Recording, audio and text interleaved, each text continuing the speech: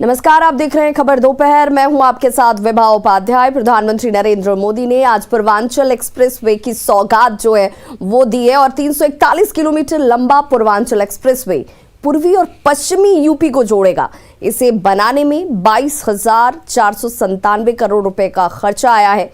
ये एक्सप्रेसवे 9 जिलों जिनमें लखनऊ शामिल है, बाराबंकी, अमेठी, अयोध्या, सुल्तानपुर, अंबेडकर नगर, आजमगढ़ और मऊ और गाजीपुर से होकर ये एक्सप्रेसवे निकलेगा।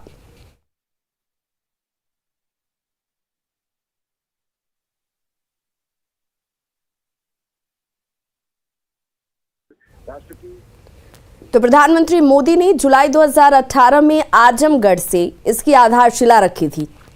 ये वो तारीख थी। 341 किलोमीटर लंबे इस पूर्वांचल एक्सप्रेसवे को बनाने में कुल 36 महीने लगे हैं, जबकि इसमें कुल लागत जो है वो 22,500 करोड़ रुपए की आई है। इस एक्सप्रेसवे से बिहार को काफी फायदा मिलने वाला है, यानी कि जो बिहार के लोग हैं अब तक जिस दूरी को तय करके बिहार की यात्रा कर रहे थे उसमें वक्त की कमी आएगी, पैसे की बचत होगी, एक बड़ी राहत बिहार के लोगों को भी।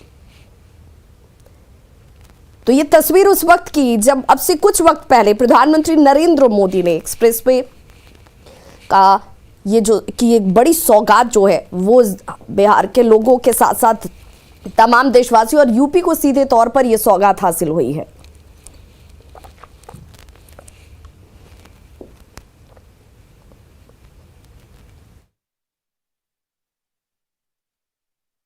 बहुत बहुत धन्यवाद।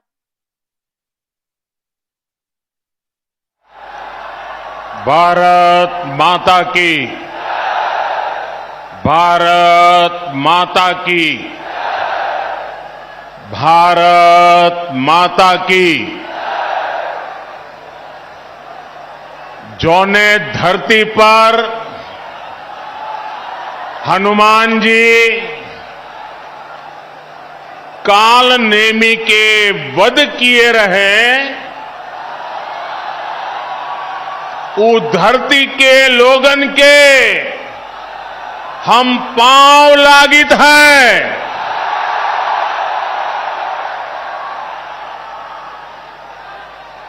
1857 के लड़ाई में यहाँ के लोग अंग्रेजन का छठी का दूध याद देवाय दे रहे। यह धरती के कण कण में स्वतंत्रता संग्राम के खुशबू बा।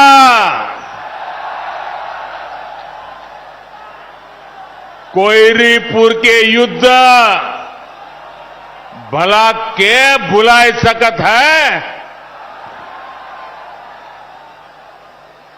आज यह पावन धरती का पूर्वांचल एक्सप्रेस वे के सौगात मिलत बा। जैके आप सब बहुत दिन से अगोरत रहीन। आप सभी का बहुत बहुत बधाई।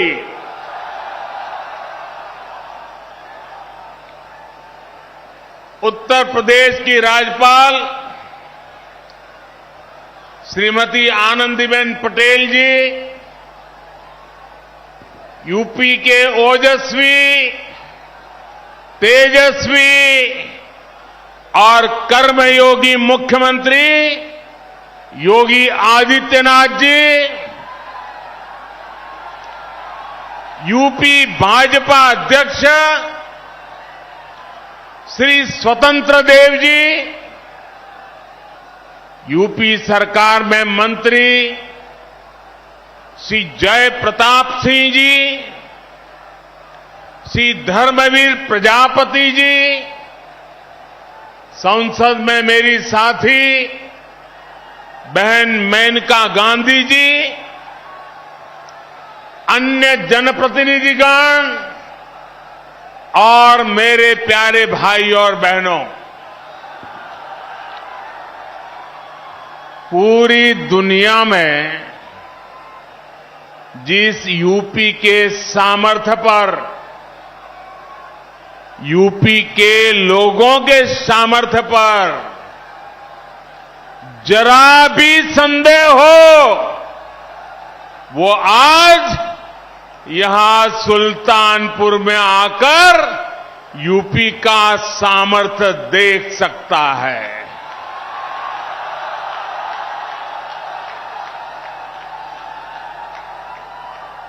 तीन चार साल पहले जहां सिर्फ जमीन थी, अब वहां से होकर इतना आधुनिक एक्सप्रेसवे गुजर रहा है। जब 3 साल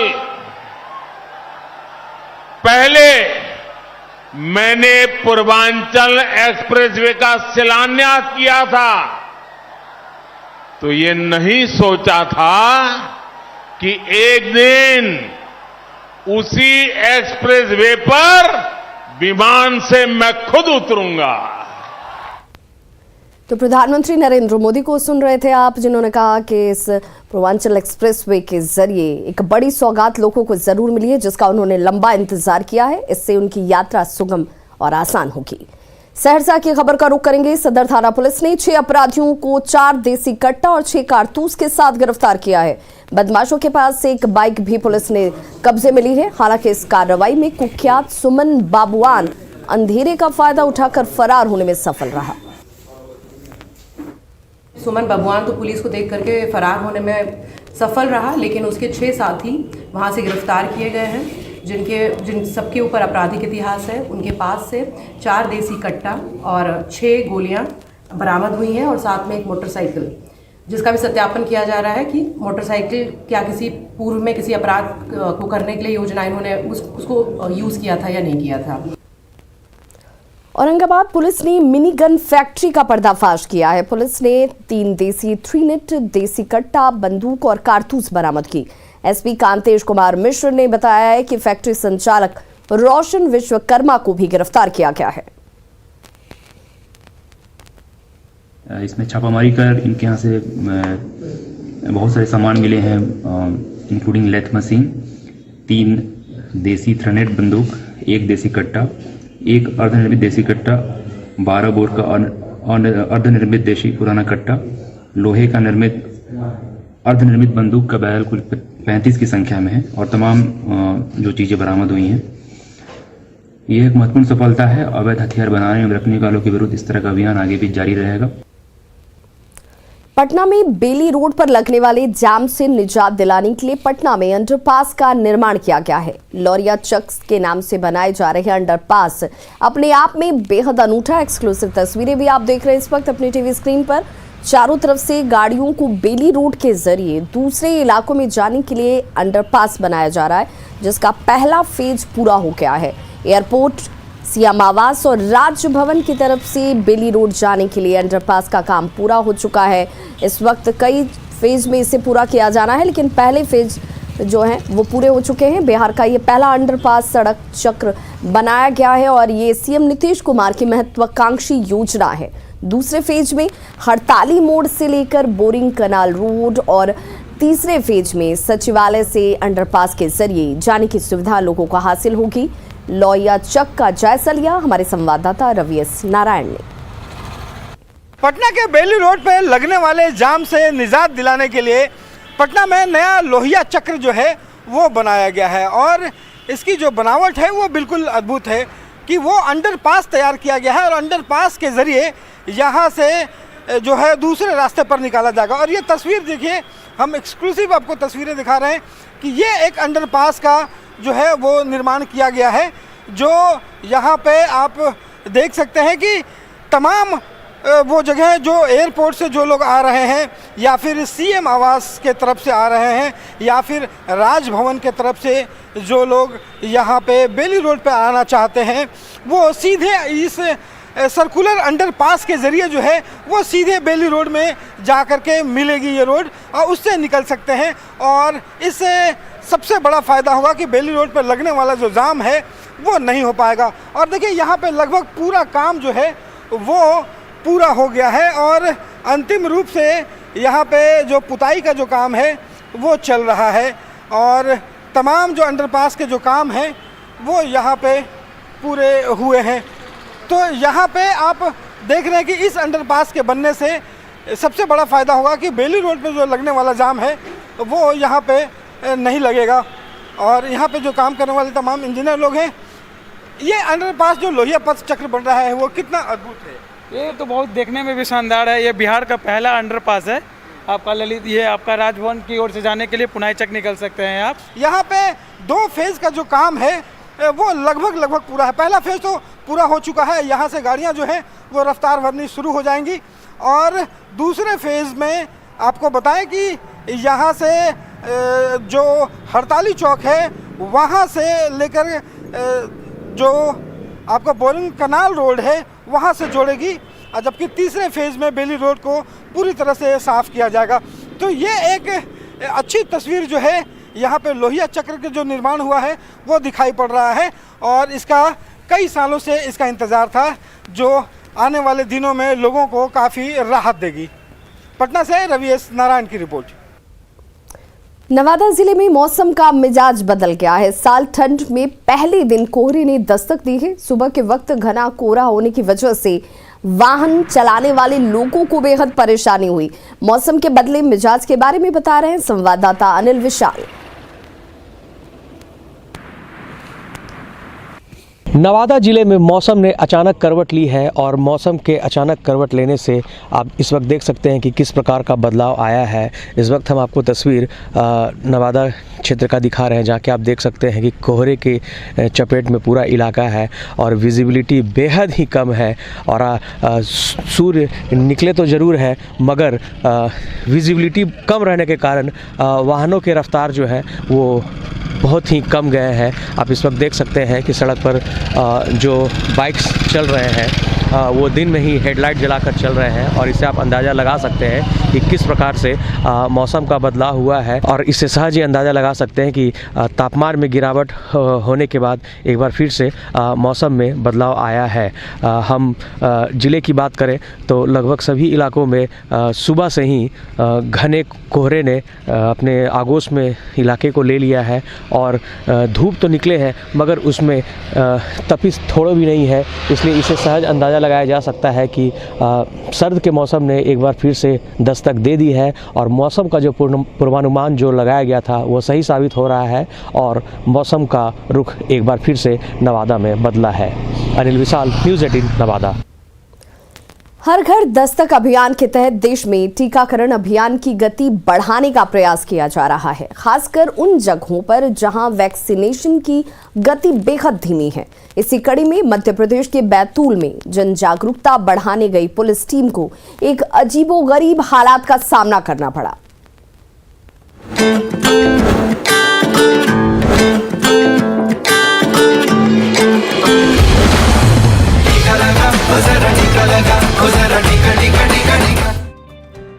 अभी बीते बुधवार को ही प्रधानमंत्री नरेंद्र मोदी ने देश के उन जिला अधिकारियों के साथ समीक्षा बैठक की थी जिनके जिले में कोविड-19 टीकाकरण की रफ्तार धीमी है। पीएम ने उस बैठक में अधिकारियों को हर घर दस्तक का मंत्र देते हुए कहा था कि आपको घर घर पहुंचकर लोगों को टीकाकरण के लिए प्रेरित करना है, जिसके बाद एक तरफ जहां स्वास्थ्य कर्मी 100% टीकाकरण के लक्ष्य को हासिल करने में दिन रात एक किए हुए हैं, तो वहीं उन जिलों के स्थानीय प्रशासन ने भी लक्ष्य हासिल करने में अपना पूरा दमखम लगा दिया है। इसी कड़ी में बीते रोज मध्य प्रदेश के बैतूल के एक गांव आमढाना में वैक्सीनेशन के लिए लोगों को जागरूक करने पुलिस की एक टीम पहुंची थी, जहां एक महिला को टीकाकरण के लिए राजी करने के दौरान एक अजीबोगरीब हालात का सामना करना पड़ा। महिला ने वैक्सीनेशन के लिए प्रेरित करने आई पुलिस कप्तान से कहा, आप मुझे ये लिख कर दो कि वैक्सीन लगाने के बाद अगर मुझे कुछ हुआ तो इसकी जिम्मेदारी पुलिस की होगी। दरअसल ग्रामीण महिला के इस अजीबोगरीब मांग की घटना बैतूल के रानीपुर थाना क्षेत्र के आमढाना गांव की है, जहां एसपी सीमाला प्रसाद आज चलाए जा रहे वैक्सीनेशन महाअभियान के तहत गांव में छूटे हुए लोगों को वैक्सीन के लिए प्रेरित करने के लिए पहुंची थी। इस गांव में 113 लोग ऐसे थे जिन्होंने टीके की पहली डोज भी नहीं ली थी। इसी दौरान एसपी खुद वैक्सीनेशन टीम के साथ महिला के घर पहुंची और महिला ने ये मांग रख दी। हालांकि आदिवासी बहुल इलाके में इस तरह की घटना से पुलिस कप्तान को हैरानी नहीं हुई और वो आदिवासी महिला के वैक्सीनेशन की पूरी जिम्मेदारी लेने को तैयार हो गयी, जिसके बाद महिला ने खुशी खुशी वैक्सीन लगवा लिया। बहरहाल इतना जरूर है कि इस घटना ने साफ कर दिया है कि सच्चाई के धरातल पर अब भी देश में वैक्सीनेशन को लेकर जागरूकता बढ़ाने की जरूरत बनी हुई है। Bureau report, news 18 network.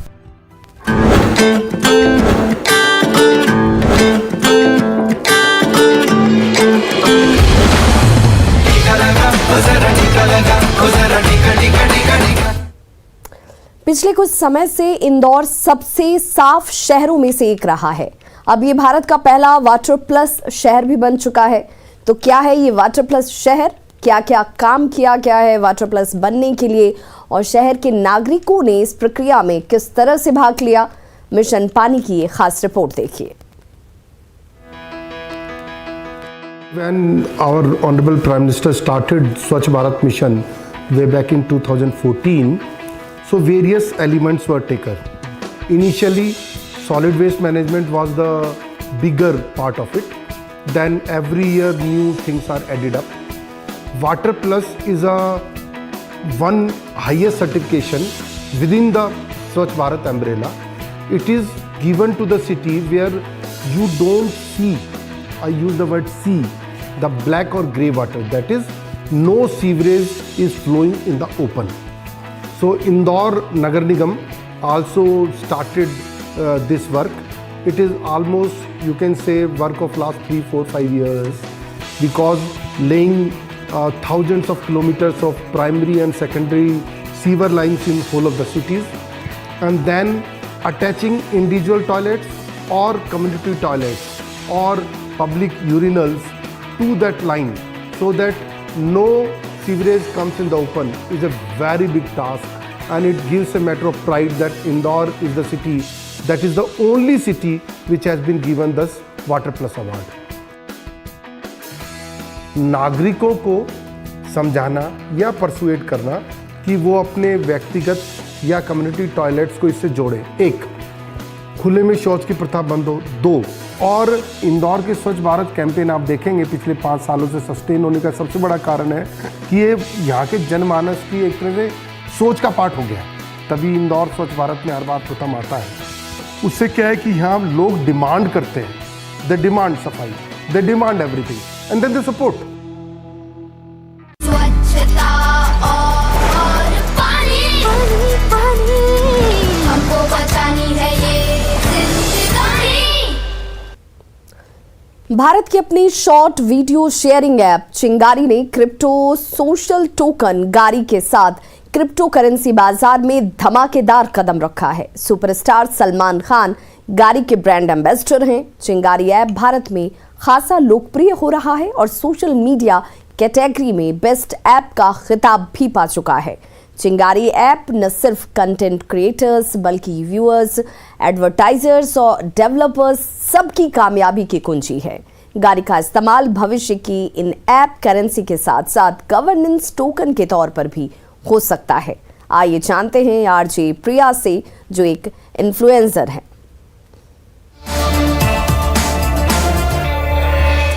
गारी टोकन सालाना ब्लॉकचेन पे बेस्ड है, जो क्रिएटर्स के वीडियो कंटेंट की ग्लोबल वैल्यू डिसाइड करती है। सो हम क्रिएटर्स ग्लोबल मार्केट में क्रिप्टो में अर्न कर सकते हैं।